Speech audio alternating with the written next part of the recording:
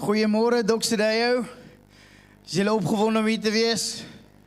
So 3 van julle, vir die res van julle moontlik as die diens klaar is, dan is jy ten minste opgewonde vir die res van die week. Maar dit is so lekker om in week 2 te wees van Labour to Legacy.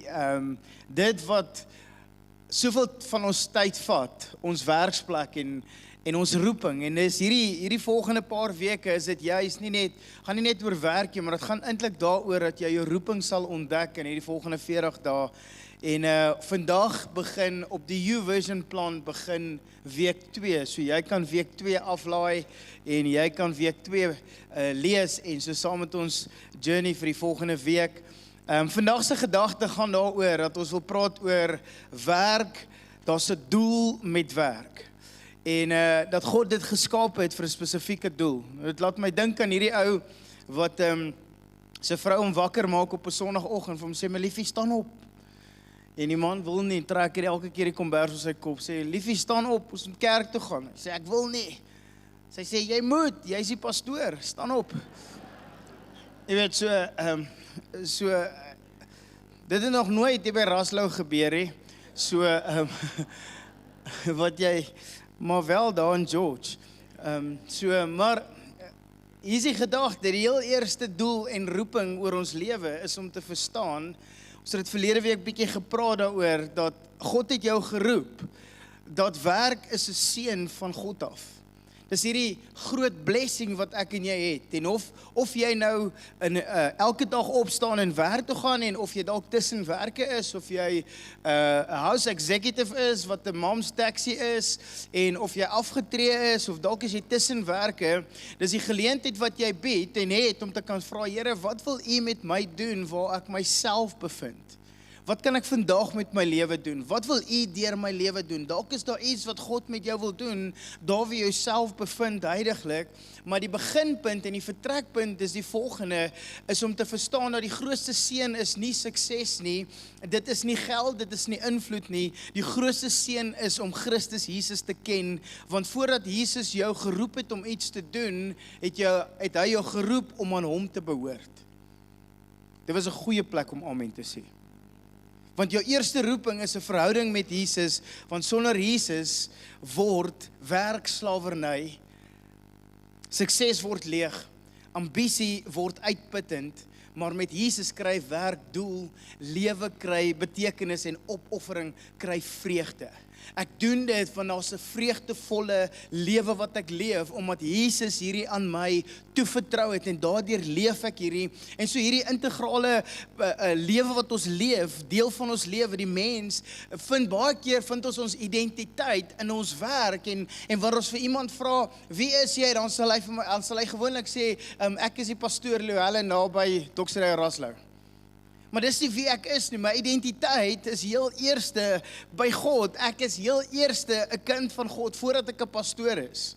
Voordat ek 'n pa is, voordat ek enigiets anders is ek eers 'n kind van God, want dit is my identiteit, en ons moet besef, dat die doel wat God ons mee geroep het, is om heel eerste iets vir hom te wees, voordat ons iets kan doen in hierdie lewe, of iets kan beteken vir ander, en daardeur weerspieël ons eintlik wie God is, en in die middel van alles, weerspieël ons nie net wie God is, maar ons weerspieël dit wat hy kom doen het in sy skepping, en daardeur in die samelewing kan ek en jy 'n bydraer wees van hierdie samelewing, kan ek en jy God se plan, die voorspoedige plan wat God vir ons het, kan ons uitleef, omdat ek weet, ek begin eers by dit wat God in my kom sit het.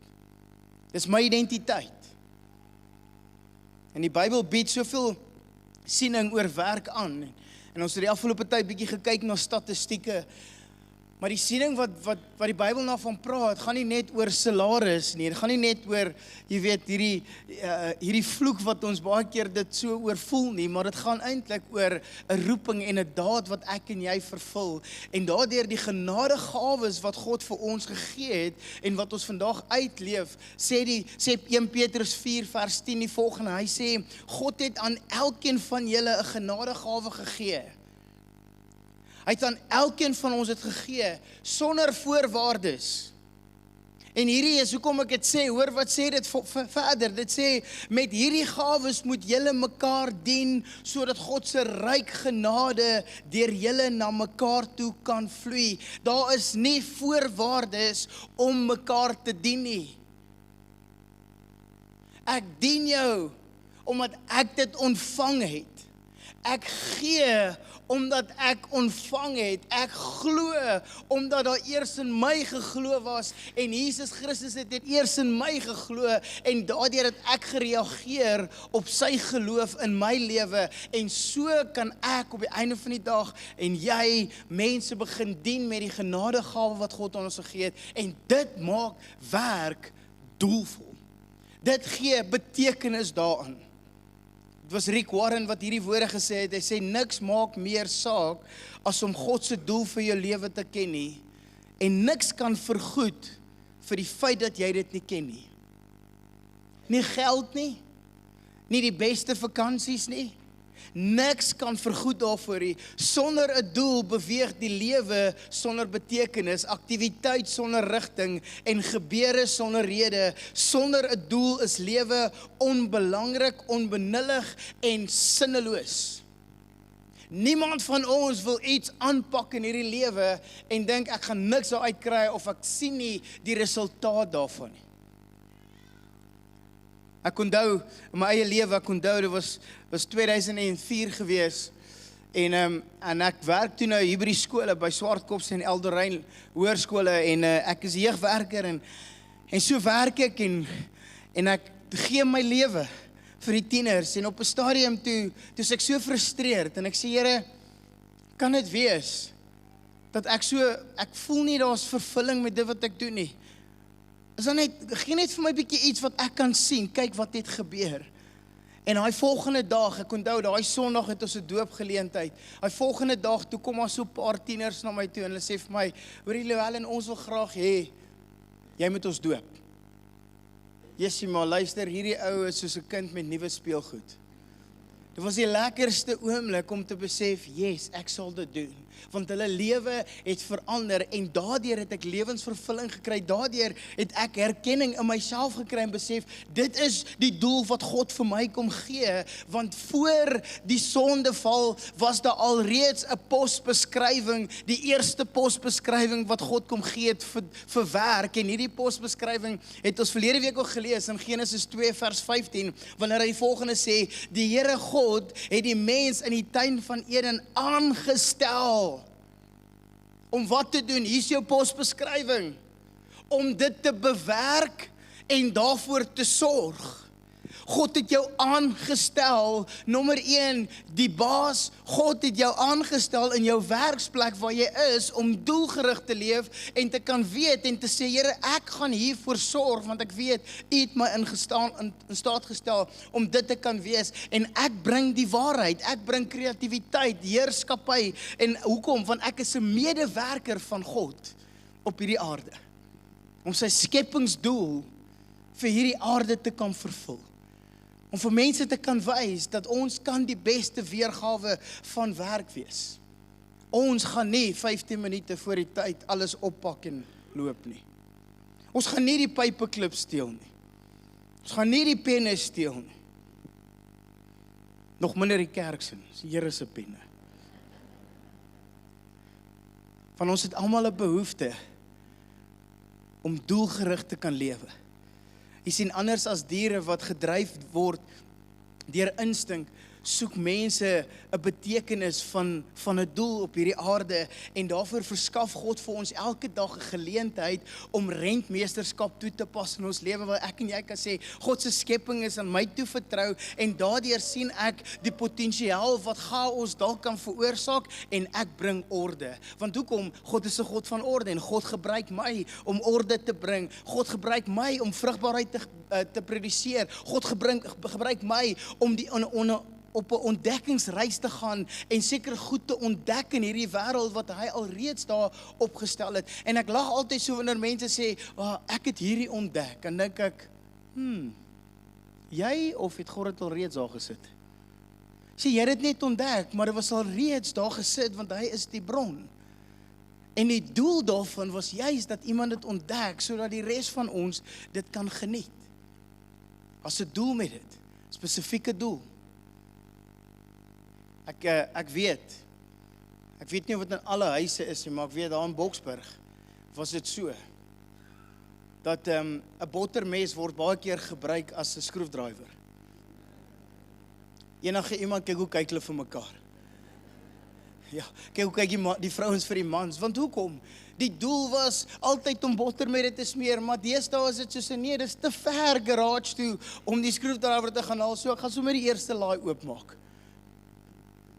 En dan later vra jou vrou, wie het hierdie gedoen? Nee, ek weet nie. Dis jou werk.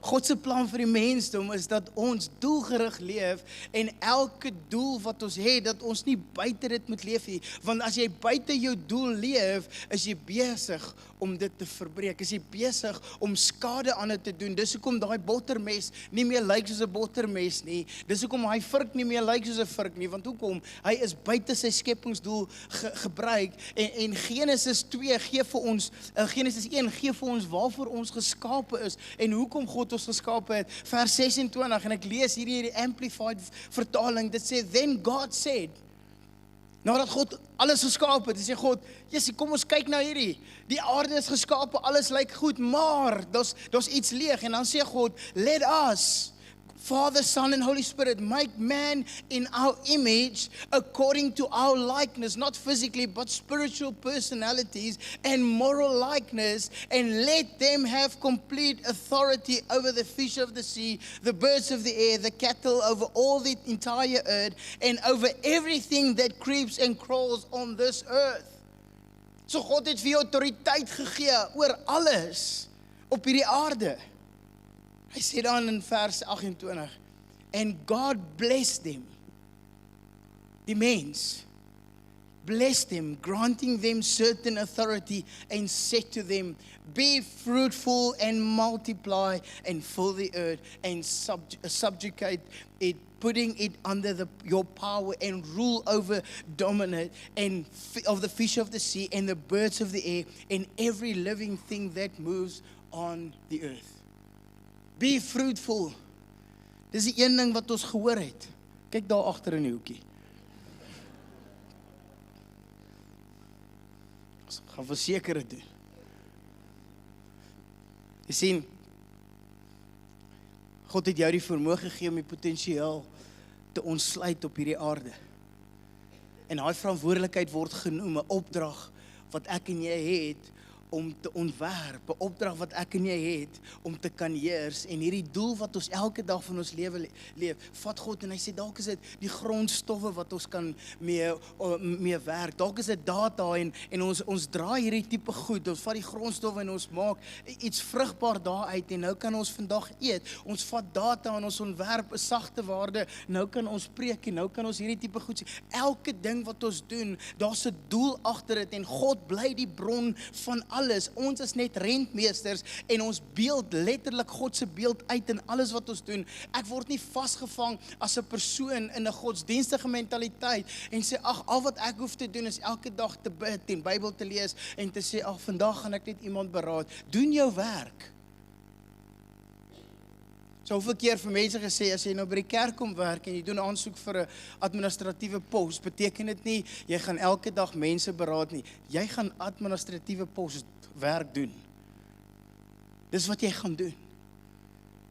Jy kan nie daar by die werk aankom en sê, hoorie, jy sê, ek is nou 20 minute laat, ek is baie jammer, ek moes al 8 uur gewees het, maar weet jy wat, ek nog vanoggend, jy sê, toe voel ek die Here praat met my hier 7:30 voordat ek gery het, en toe spandeer ek nog meer tyd met die Here in die Bybel. Jy kan dit weer die volgende dag doen. Raai, wat gaan ons hier die derde dag noem? Unemployed.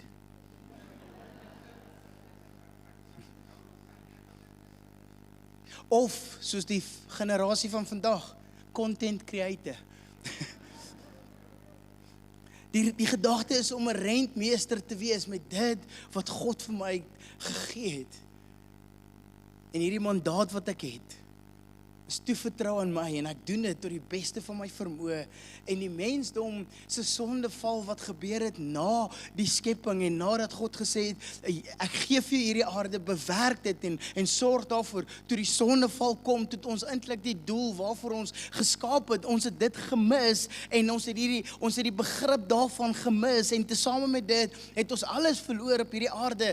Werk het toe ewe skielik vloek geword en die geskenk wat God daarmee bedoel het ons eintlik gemis en nou wonder ons, hoekom sit ek hier, maar te midde van dit het God nog steeds besluit om vir jou en my die kapasiteit te kom gee en dit namens ons te doen, sodat ons anders kan dink. En hoor wat sê Romeine hoofstuk 5 vers 17, ek hou so van hierdie ou vertaling, hy sê die volgende, hy sê, want as ten gevolge van die misdaad van die een dood geheers het, deur die een, nou sê hy veel meer, dit is 'n promotion.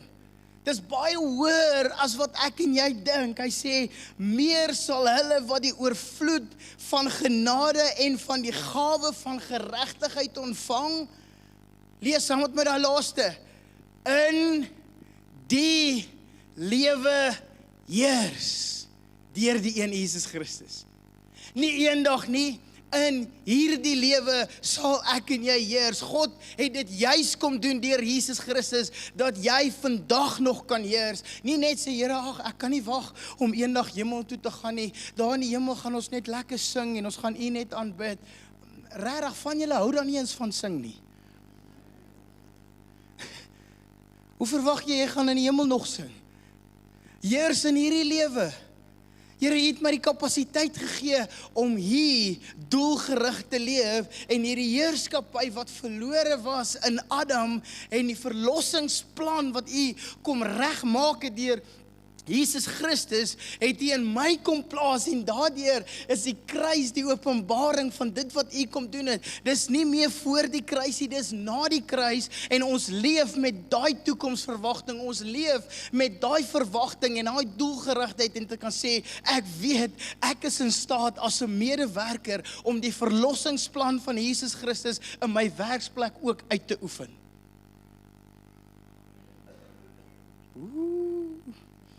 Here Jesus, om te werk gee vir ons die geleentheid om buite onsself te leef. So 'n bietjie verander ook. Dit is nie net die weg van, jy weet, ek wil net bedien, maar ek kan bedien en my dade kan baie keer meer beter woorde spreek as wat ek sê. Ek onthou, daar was 'n man, 'n PE, so jong volwasse man, en hy kom na my toe, hy sê vir my, Llewellyn, ek wil graag in voltydse bediening gaan. En dink ek, maar hierdie ou is amazing besigheidspersoon, hy het netwerke en hy connect en hy doen al hierdie goed, en hy sê, dis wat hy beleef, en ek sê vir hom, man, ek dink, jy sal klaar in bediening, daar waar jy is, dit is wat jy moet doen. En hy sê, hoe bedoel jy? Ek sê vir hom, dis presies. Hy sê, maar ek is al amper klaar met my studies, en ek voel ek wil in voltydse bediening gaan. Ek sê vir hom, Pel, nommer 1, ons gaan jou nie kan bekostig nie. En nommer 2 is, ek dink, God wil jou juis gebruik daar waar jy is. Dit was dieselfde persoon, wat toe hy dit snap en besef, dat God wil my werk gebruik, my invloed wat ek het, gebruik om 'n invloed en 'n impak te maak waar ek is. Dis dieselfde persoon wat ons gehelp het en die besigheidsmense bymekaar gekry het. Hy het sy netwerk gebruik. Dis dieselfde persoon wat ons gehelp het destyds om Pop-up in Port Elizabeth te stig. Toe hy dit sien, toe besef hy, something else is about to happen. Dis dieselfde persoon wat later Kaapstad toe getrek het en ons gehelp het om Pop-up daar te stig.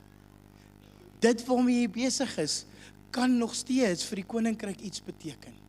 En vandag is daar soveel mense wat ons opgelei het, wat deur life skills gegaan het, wat hulle harte vir die Here gegee het, wat op die einde van die dag tweede kans in die lewe gekry het, as gevolg van een persoon wat in gehoorsaamheid gesê het, dis wat ek gaan doen. Want jy sien, soms sien ons nie die groter prentjie nie, want ons kyk vas in omstandighede. En die afgelope 2 weke kuier ek baie met ons van ons vennote, wat vir my sê, Llewellyn, jy besef nie waartoe ons gaan nie. Ek was hierdie promosie beloof. hierdie verhoging ek was hierdie posisie beloof, maar ek het dit nie gekry nie. Alhoewel en jy besef nie hoe dit gaan by ons werk nie. En al wat ek bid is, Here, verwyder my uit hierdie plek uit, want hier's net klomp ongoddelose mense hierso. So bid saam met my. Ek bid, Here, moenie hom nie daar uithaal nie, hou hom daar.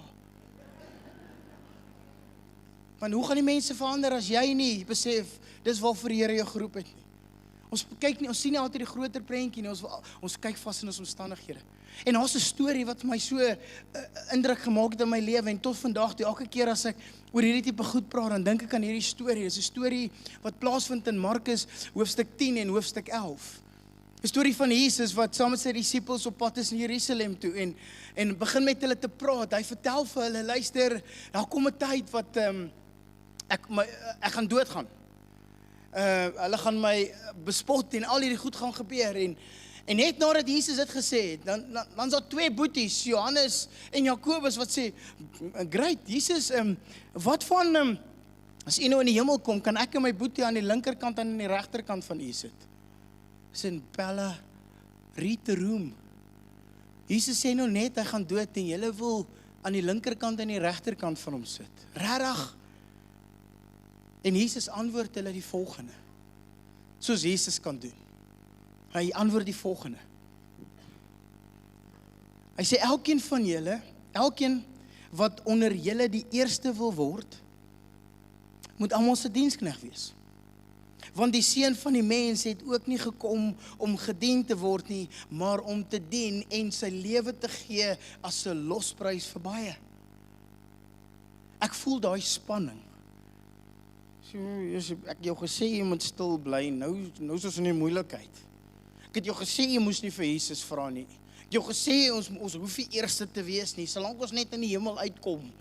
Nou wonder ek, gaan jy daar uitkom? Weet ek, dit is hierdie gesprek wat hulle het, en hulle is op pad Jerusalem toe. En Jesus doen nog steeds wonderwerke op pad soontoe, en dan gebeur daar iets eintlik amazing. In die volgende hoofstuk, dan sien ons hoe Jesus daar kom, in die volgende hoofstuk, dan sê hy vir hulle die volgende, hy sê, right boys, ons is naby aan Jerusalem, julle sal sien, dat die volgende dorpie, daar's 'n donkie wat daar so staan, niemand het hom nog gery, ek wil asseblief 2 van julle kies, om dit te gaan haal. Nou wie dink julle het Jesus gekies? Die Bybel sê nie, maar as ek Jesus was, het ek gesê, Jakobus en Johannes, kom hier. Vandag sit ek julle 2 op donkie duty, gaan haal die donkie. Jy gaan vandag donkie werk doen, jy gaan vandag iets doen, wat jy nie, maar nog steeds is hulle so naïef, want Jesus het hierdie beloftes gemaak, julle gaan beter dinge doen as wat ek doen, voordat hy vir hulle sê, hulle met 'n donkie gaan haal, raak hulle so opgewonde, soos in, yes, ons is weer die eerstes wat Jesus kies, en gaan stuur, om vir hom iets te beteken, en Jesus sê, as hulle in die volgende dorpie kom, sal hulle sien, daar's 'n donkie, maak hom los en bring hom hier. Imagine dit. Daai oomblik, hy sê, toe hulle naby Jerusalem kom, by Bethfage en Betanië, op die Olyfberg, stuur Jesus 2 van sy disippels en sê vir hulle, gaan na die dorpie toe daar reg voor julle, en net soos julle inkom, sal julle daar 'n jong donkie sien vasgemaak. Geen mens het nog ooit hierdie donkie gery nie, maak hom los en bring hom hier. Nou kan ek net indink, hierdie vorige prentjie, vorige een, die 2 boeties, vorige prentjie. Ja, hierdie prentjie. Ek wonder, wat het hulle daar gepraat met mekaar? Sien, dis mos jy's voorbarig, en kyk nou. Nou is ons op donkie duty. Weet jy hoe ryk hierdie ding? Dis die hele tyd vliee om hom. Dit voel onregverdig. Hoekom het Jesus nie vir Thomas gestuur, want hy's altyd die ou wat, jy weet, twyfel. Hoekom het Jesus nie vir Petrus gestuur, want hy is die een wat altyd impulsief is. Nou stuur hy vir ons. Jy sien wat ons nie altyd besef nie. Ons kyk baie keer vas in die omstandighede, maar daar's dalk 'n groter prentjie. En Jesus sê, gaan haal die donkie, bring hom hier. En toe hulle die donkie terugbring, na 'n klomp gemoun en gegroun, toe gooi hulle klere oor die donkie. En Jesus klim op hierdie donkie in hierdie volgende prentjie. is die prentjie wat Jesus eintlik kom tentoonstel, was die prentjie toe Jesus in Jerusalem inkom met daai selfde donkie en almal skree, Hosanna, Hosanna, die Messias is hier. En nou kan ek dink, nou sê Johannes en Jakobus weer, sien jy, ons het die donkie gehaal. Was ons het die doel bereik wat Jesus ons voorgestuur het. Maar voor dit was dit maar net hierdie donkie werk en was onseker, regtig wat gaan ons doen? En Jesus sê, gaan haal net die donkie. En vir van ons wat hier so sit, dalk vandag, goed lyk onregverdig, goed lyk of dit nie reg is nie, maar ek wil vandag jou kom bemoedig en sê, as jy jou hand aan die ploeg sit, moenie omkyk nie, want die koninkryk behoort aan jou. Alles wat jou hande sal aanraak, sal voorspoedig wees. Dit lyk dalk nie nou so nie. Dit wat jy jou gedagte oor sit en jou tyd spandeer en die doel wat jy bereik, God wil jou gebruik daar waar jy is. Hy kan nie my gebruik in jou werksplek nie, in jou skool of in jou spreekkamer of in jou firma nie. Hy kan my nie gebruik nie, maar hy kan jou gebruik daar waar jy is. Dis nie toevallig dat jy die hoof is nie. Dis nie toevallig dat jy die prokureur is of die werktuigkundige is of die ingenieur is nie. God het jou gebruik. Hy wil jou gebruik daar waar jy is. En as dit lyk of het goed onregverdig is en dit lyk asof ek nie gelukkig is waar ek nou self bevind nie, dan vra ek, Here, watse karaktereienskap wil U vandag in en deur my laat werk? Wat wil U met my lewe doen? Dis nie toevallig nie. Hierdie werksplek is my bedieningsveld. Werk laat my 'n bydrae gee aan hierdie samelewing. Dis 'n hulpbron wat God vir my gee, want God stel meer belang in wat hy in jou doen, as wat hy deur jou kan doen by die werk. Here, gee vir my die geleentheid om dit te kan doen, want daar's 'n groter opdrag wat God aan elkeen van ons gegee het. En die opdrag was maklik. Gaan en maak disippels. Gaan en maak disippels. Inteendeel, Paulus vat dit later verder in 2 Korintiërs hoofstuk 5 vanaf vers 17 af, en ons almal weet wat vers 17 sê, die wat aan Christus behoort is 'n nuwe skepping, 'n skepsel. Die ou dinge is verby, kyk, alles het nuut geword. Maar dan gebeur daar iets eintlik in die volgende verse wat eintlik so mooi is. Hoekom ek en jy 'n doel het met ons werk en dit wat ons mee besig is. Hy sê, en dit alles het uit God wat ons met homself versoen het deur Jesus Christus. Ek het net so 'n paar van die sinne uitgehaal. Hy sê, en aan ons die bediening van versoening gegee. So God het heel eers dit vir ons gedoen deur Jesus Christus en gesê, ek het julle nou versoen deur my seun Jesus Christus, wat gesê het, ek het nie gekom om gedien te word nie, maar ek het gekom om julle te dien en ek het gekom om julle te versoen met die Vader. Dis wat ek kom doen. En toe Jesus die dag sê, totsiens vir hierdie aarde, toe gee hy vir jou en my die mandaat om nou dit te kan doen, en God het ons die bediening gegee van versoening, dat God in Christus die wêreld met homself versoen, en die woord van die versoening aan ons. Wie is ons? Die van ons wat bely dat Jesus Christus ons Here is en in ons hart glo, dit is ons. Is dit jy? Is dit jy? Is dit jy? Dis elkeen van ons. Dis tot die ouens wat aanlyn kyk. God het jou die bediening gegee van versoening. En sê, Here, in hierdie oomblik wat dit onregverdig lyk, gaan ek vra, wat wil U doen? Wat wil U doen in hierdie versoening? Want God het ons in staat gestel as die voltydse span. Hoor hierdie. En hy het sommige as apostels gegee, ander as profete, ander as evangeliste en ander as herders en leraars. Om wat te doen? Om God se mense toe te rus vir hulle dienswerk. God het my die vermoë gegee om jou toe te rus vir jou dienswerk. God het die vermoë vir Benny en vir Peer en ons vrouens gegee om die gemeente toe te rus vir julle dienswerk.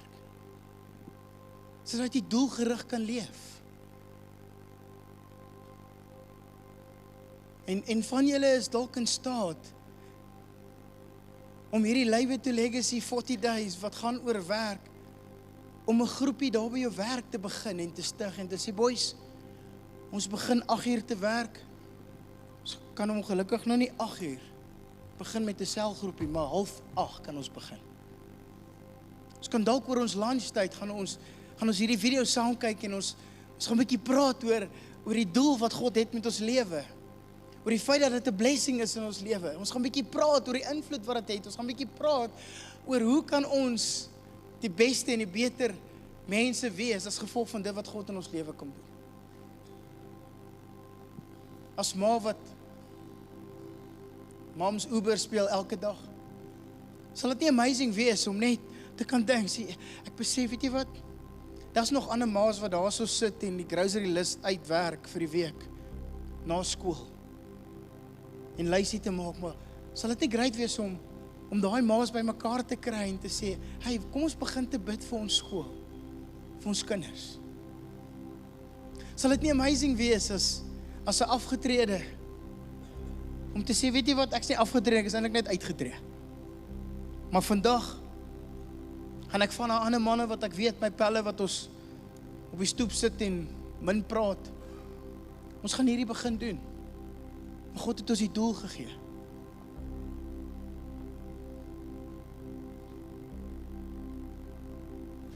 Hy het ons die vermoë gegee om jou toe te rus, om doelgerig te leef, sodat jy dit kan doen vir sy heerlikheid. So wil jy nie daar weer is en vandag saam met my staan en sê, ek het die bediening vandag ontvang van versoening. Jou hande in die lug opsteek, sê, Here, ek het my geroep. Ek het hierdie bediening ontvang. En as 'n profetiese handeling, dat jy jou hande in die lug sal opsteek as 'n tregter. Sê, Here, kom vul my weer opnuut met dit wat U in my lewe al reeds kom sit het. Kom vul my lewe, Here, sodat ek nie dit vir myself hou nie, maar dat ek weer dit in ander mense se lewe kan uitstort. U het aan my toevertrou. En so Vader, vanoggend is dit vir my net so groot voorreg om te besef, Here, dat U het ons geroep om so doelgerig te leef en hierdie versoening, hierdie bediening van versoening het U aan ons vertrou, Here, en teendeel, Here, U het nie net aan ons toevertrou en U glo in ons dat ons dit sal vat, doelgerig daarmee sal leef. Om so in die werksplek, in die markplek, Christus Jesus te kan uitleef. Here, vandag is dit vir ons net 'n absolute voorreg om te weet dat U werk geskape het, nie as 'n vloek nie, maar dat ons doelgerig sal lewe, dat ons lewensgeluk daaruit sal vind. Want Here, ons bring eer en heerliking na U toe. Kan ons hierdie liedjie saam sing? Dat kan sê, Here, U het ons geroep vir baie meer. Kom ons sing saam.